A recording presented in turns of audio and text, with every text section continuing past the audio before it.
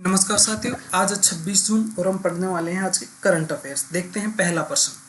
हाल ही में भारत का 41 साल बाद कौन सा अंतरिक्ष यात्री अंतरिक्ष में गया है?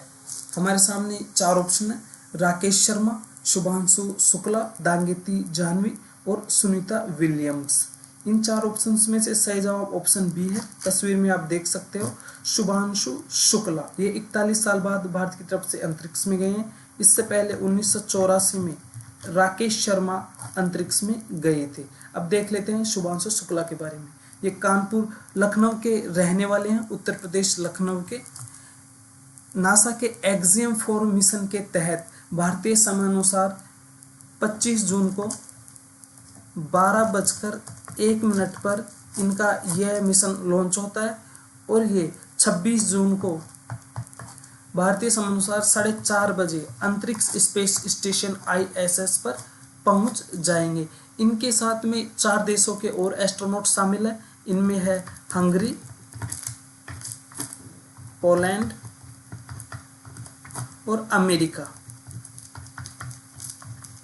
इन 3 देशों के मतलब कुल मिला के 4 देशों के एस्ट्रोनॉट्स अंतरिक्ष में गए हैं। अब थोड़ा सा ISS के बारे में देख लेते हैं। ISS पृथ्वी से 400 किलोमीटर की ऊंचाई पर स्थित है। इसको बनाने में 18 देशों ने सहयोग किया था और 5 देशों की अंतरिक्ष एजेंसी इसको बनाने में शामिल थी। इसकी गति 28,000 प्रति किलोमीटर है और ये एक दिन में पृथ्वी के 16 चक्कर लगाता है, यानी कि 90 मिनट में एक चक्कर यह पृथ्वी का लगा देता है और एक दिन में यानी 24 घंटे में 16 चक्कर पृथ्वी के लगाता है। अब शुभांशु शुक्ला वहां पर पृथ्वी पर जाए ISS पर 14 दिन तक ये सारे लोग रहेंगे।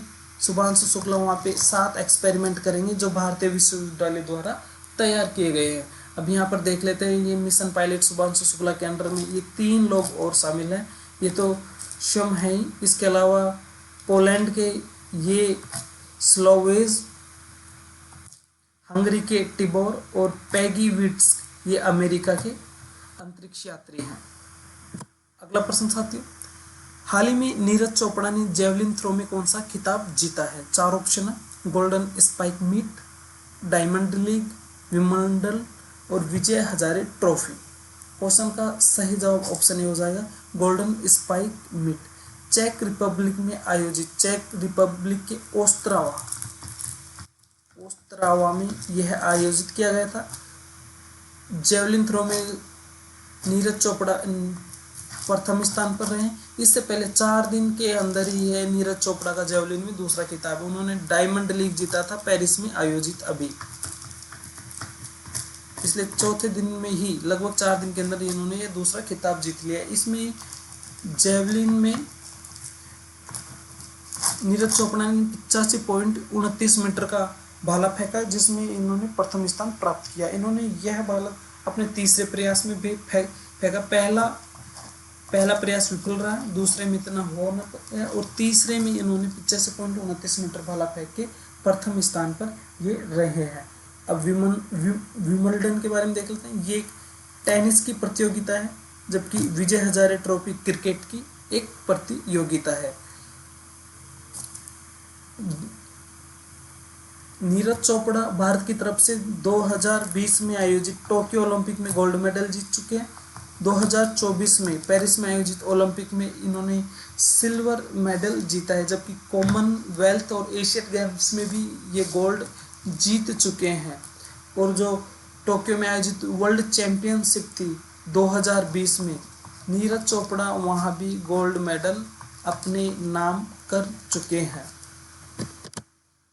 ये रहे नीरज चोपड़ा और इनके टॉप 5 थ्रो। डायमंड लीग में सबसे अच्छा रहा और एशियन गेम्स में भी सबसे अच्छा रहा। अब देखते हैं अगला प्रश्न साथियों, भारतीय रेलवे ने बिना प्रीमियम के कर्मचारियों को कितने करोड़ का दुर्घटना मुआवजा देने की पेशकश की है? 4 ऑप्शन है, 4, 1, 3, 2, 1। तो इसका सही जवाब है 1 करोड़, ऑप्शन डी। अगला प्रश्न, भारत ने नए SMR मिशन के तहत किस राज्य में परमाणु संयंत्र स्थापित किया जाएगा? केरल, कर्नाटक, तमिलनाडु और बिहार। तो इसका सही जवाब ऑप्शन डी है, बिहार में। नए SMR मिशन के तहत बिहार में परमाणु संयंत्र स्थापित किया जाएगा, न्यूक्लियर प्लांट बिहार में, और ये बिहार का पहला न्यूक्लियर प्लांट होगा। IAEA और रोमानिया किस अभ्यास के तहत सबसे बड़े वैश्विक परमाणु आपातकालीन अभ्यास का नेतृत्व करेंगे? Convex 3, SIMBEX, SLINEX, Desert Hammer. तो इस क्वेश्चन का सही जवाब है option A, Convex 3। Andhra Pradesh ने धीमी गति से सीखने वालों के लिए कौन सा कार्यक्रम शुरू किया है? आंध्र प्रदेश सरकार ने यहाँ पर विद्या शक्ति, जो स्कूली बच्चे हैं वो धीमी गति से जो सीखते हैं उनके लिए विद्या शक्ति कार्यक्रम उन्होंने पेश किया। ये ऑनलाइन होगा। अगला प्रश्न साथियों, रथ यात्रा में शामिल होने ओडिशा आने वाले तीर्थ यात्रियों के लिए कौन सा मोबाइल ऐप लॉन्च किया गया है? 4 ऑप्शन है, आईगॉट, क्रिस, इकोर और यूटीएस। तो इस क्वेश्चन का सही जवाब है ऑप्शन सी, ECOR। यह भारतीय रेलवे के द्वारा लॉन्च किया गया है। इसके अलावा आईगॉट पर जो केंद्रीय कर्मचारियों की ट्रेनिंग होता है, क्रिस रेलवे के द्वारा पहले से निर्मित एक ट्रैकिंग ऐप है, जबकि यूटीएस भी रेलवे का ही एक ऐप है जिससे टिकट वगैरह आप ऑनलाइन बुक कर सकते हो। अगला प्रश्न, भारत का पहला of grid green hydrogen plant किसने शुरू किया है? Tata group, Infosys, Hindustan Unilever, Adani group. तो इसका सही जवाब हो जाएगा option D, Adani group. Adani group ने भारत का पहला of grid green hydrogen plant शुरू किया है।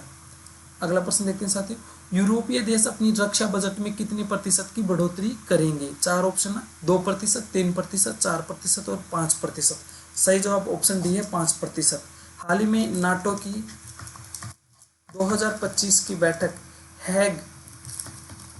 द हैग नीदरलैंड में आयोजित की जा रही है, जिसमें इसके सभी सदस्य देश भाग ले रहे हैं। इसके सदस्य 32 देश है, 30 यूरोपीय हैं, जबकि 2 देश अमेरिकी हैं, और इसका एकमात्र मुस्लिम देश तुर्की है।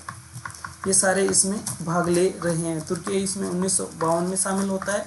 अब डोनाल्ड ट्रंप कह रहे हैं कि वो नाटो से पीछे हट जाएगा अगर इसके दूसरे जो सहयोगी देश है वो इसके रक्षा बजट में अपना GDP का ज़्यादा सहयोग नहीं करते। तो ऐसे में ये यूरोपीय देशों ने कहा है कि वो रक्षा बजट में अपनी GDP का 5% खर्च करेंगे। इसका निर्माण जो नाटो है उसका 4 जुलाई 1949 को होता है। इसका निर्माण इसलिए किया गया था, तत्कालीन जो USSR है, सोवियत संघ है, वर्तमान में रूस है, उसका मुकाबला करने के लिए ये देश अपने एक दूसरे देश की रक्षा करने के लिए इसका निर्माण करते हैं, और इस तरह से ये अस्तित्व में आ जाता है नाटो। वर्तमान में इसकी बैठक हैग नीदरलैंड में की जा रही है। अगला प्रश्न साथियों, करंट अफेयर्स के सभी क्वेश्चन हमने कवर कर लिए हैं। अगर आपको चाहिए इसकी PDF तो आप टेलीग्राम चैनल को हमारे ज्वाइन कर लें जो भास्कर कोचिंग के नाम से हैं, और इस YouTube चैनल को भी आप सब्सक्राइब कर लें आपकी तैयारी के लिए। अब मिलते हैं साथियों अगली क्लास में, तब तक के लिए जय हिंद, जय भारत।